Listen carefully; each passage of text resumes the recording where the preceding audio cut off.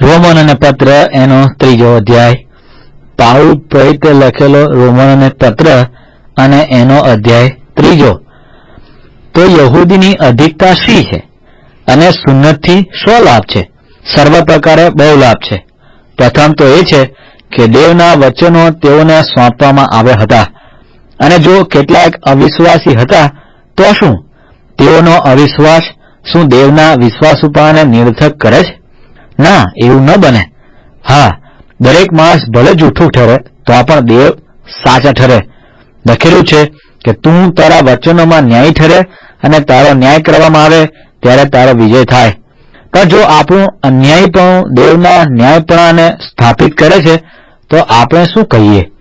શું કોપરૂપી શિક્ષા કરનાર દેવ અન્યાયી છે? હું માણસની રૂઢી પ્રમાણે બોલું છું. ના, એવું ન થાવ, કેમ કે જો એમ હોય તો દેવ જગતનો ન્યાય સી રીતે કરે? પણ જો મારા અસત્યથી દેવનું સત્ય તેના મહિમાને અર્થે વધારે પ્રગટ થયું તો હજી સુધી અપરાધી તરીકે મારો ન્યાય કેમ કરવામાં આવે છે? વળી અમારી નિંદા કરીને કેટલાક અમારા વિશે કહે છે કે તેઓનું બોલવું એવું છે કે સારું થાય માટે આપણે ભૂંડું કરીએ. એ પ્રમાણે કેમ ન કરીએ? એવાઓનો દંડ વ્યાજબી છે. ત્યારે શું આપણે તેઓના કરતા ચઢિયાતા છે? તદ્દન નહીં જ. કારણ કે અમે અગાઉ યહૂદીઓ તથા ગ્રીકોને માથે દોષ મૂક્યો છે કે તેઓ સઘળા પાપને આધીન છે. જેમ શાસ્ત્રમાં લખેલું છે તે પ્રમાણે કોઈ ન્યાય નથી, એક પણ નથી. સમજનાર કોઈ નથી, દેવને શોધનાર કોઈ નથી. તેઓ સઘળા ભટકી ગયા છે, તેઓ સર્વ નકામા થયા છે. સત્કર્મ કરનાર કોઈ નથી, ના, એક પણ નથી. તેઓનું ગળું ઉઘાડી કબર જેવું છે. પોતાની જીભથી તેઓએ કપટ કર્યું છે. તેઓના હોઠોમાં સર્પનું ઝેર છે. તેઓનું મોં શાપથી તથા કડવાશથી ભરેલું છે. તેઓના પગ રક્ત વેવડામાં ઉતાવળા છે. તેઓના માર્ગોમાં નાશ તથા સંતાપ છે. તેઓએ શાંતિનો માર્ગ જાણ્યો નહીં. તેઓની આંખ આગળ દેવનો ભય નથી.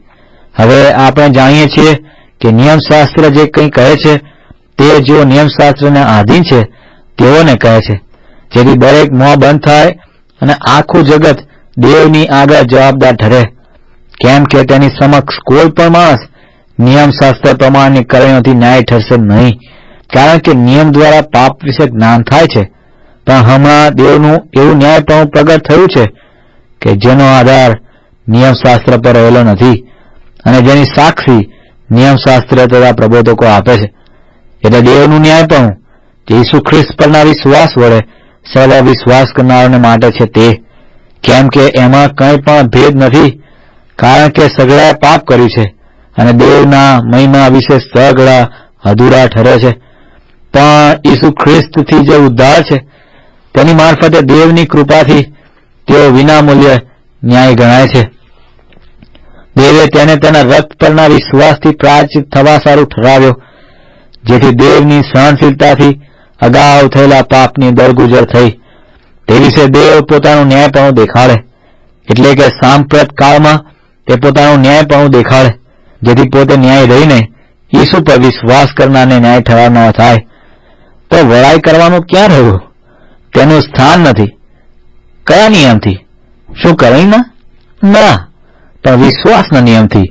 માટે અમે એવું સમજીએ છીએ કે માણસ નિયમશાસ્ત્ર પ્રમાણની કરણીઓ વગર વિશ્વાસથી જ ન્યાય ઠરે છે. અથવા શું દેવ કેવળ યહૂદીઓનો જ છે? શું વિદેશીઓનો પણ નથી? હા, વિદેશીઓનો પણ છે, કારણ કે દેવ એક જ છે અને તે સુન્નતિના વિશ્વાસથી અને બે સુન્નતિને પણ વિશ્વાસ વડે ન્યાય ઠરાવશે. ત્યારે શું અમે વિશ્વાસથી નિયમશાસ્ત્રને નિરર્થક ઠરાવીએ છીએ? ના, એવું ન થાવ. એથી ઉલટું અમે તો નિયમશાસ્ત્રને સ્થાપિત કરીએ છીએ.